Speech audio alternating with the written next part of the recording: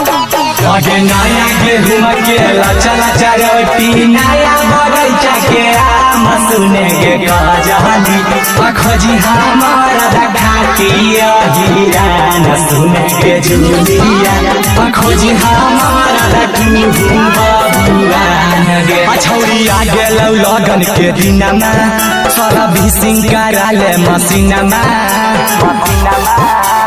हाँ गे छौरी आ गेलौ लगन के दिनमा सारा भी सिंगाराले मसीनमा गे छौरी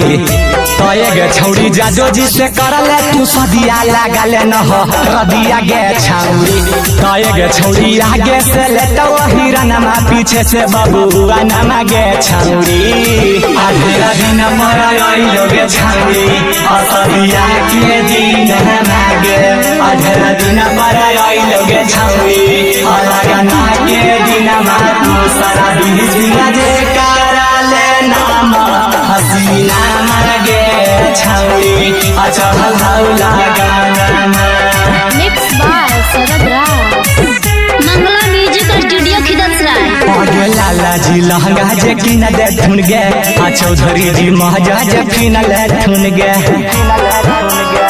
आगे लाला जी लहंगा जे किन दे थुन गे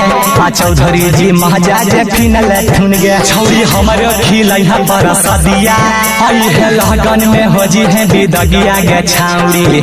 कहे गे छौरी जादो जी से करले तू सदिया लागले न हो रदिया गे छौरी कहे गे छौरी आगे से लेतो हिरनमा पीछे से बबुआ नमा गे छौरी